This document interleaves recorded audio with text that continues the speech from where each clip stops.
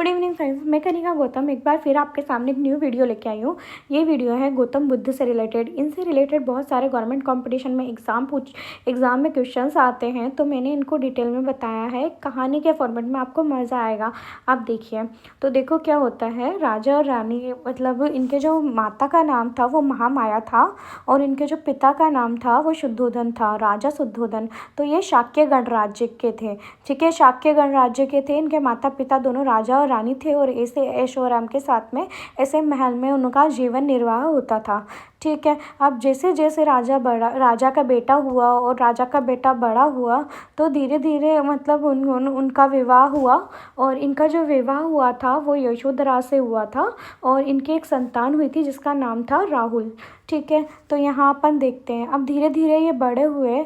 29 साल की उम्र में इन्होंने क्या करा, अपना घर छोड़ दिया।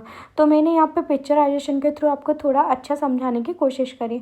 तो भगवान बुद्ध ने क्या करा, अपना घर बार, अपना ऐशो आराम, अपना राज दरबार सब कुछ छोड़ दिया, ठीक है।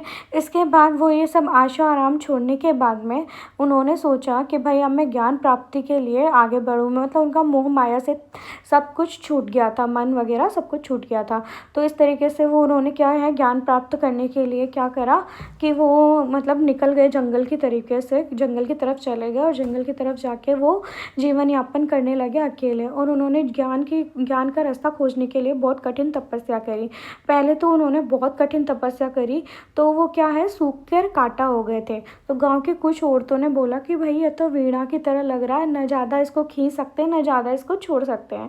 तो इस तरीके से फिर भगवान बुद्ध के दिमाग में ये चीज़ बैठ गई और उनको लगा कि नहीं, जीवन का असली जो महत्व है वो मध्यम तपस्या है, ना कठोर तपस्या न बहुत लाइट तपस्या, मध्यम मतलब हमको मीडियम रहना चाहिए। तो इस तरीके से गौतम बुद्ध को इस बोध गया के अंदर इस पेड़ के नीचे उनको क्या मिला, ज्ञान की प्राप्ति हुई। और ज्ञान की प्राप्ति होने के बाद में उनको अब कोई भी प्रश्न उनके जीवन में शेष नहीं रह गया था। तो उनके ज्ञान की प्राप्ति बोध गया में हुई और उसके बाद उन्होंने शिष्यों को उपदेश दिया, सारनाथ में उपदेश दिया। तो उन्होंने अपने जीवन की सारी कहानियाँ अपने शिष्यों को सुनाई। बाद में उनके शिष्य जो थे उन्होंने ये सारी कहानियाँ जो है उन्होंने उन कहानियों को लिख लिया और उनकी जो कहानियाँ हैं वो पिटक कहलाती है। मतलब बुद्ध की जो विचार है, कहानियाँ मतलब बुद्ध की जो जो घटनाएं हुई वो सब उन्होंने एक बुक के अंदर लिख दी जिसका नाम है पिटक। तो बुद्ध के 3 पिटक है, यानी कि 3 ग्रंथ है। पहला है धम्म, यानी कि उसमें धर्म से संबंधित बात की गई है।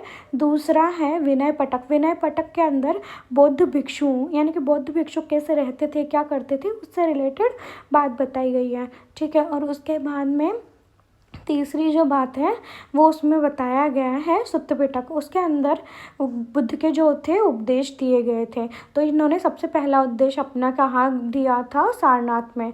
और उसके बाद जो बुद्ध ने क्या करा, बुद्ध ने जो अपना पहला उपदेश सारनाथ में दिया और सबसे ज़्यादा जो उपदेश दिए थे उन्होंने वो श्रावस्ती में दिए थे।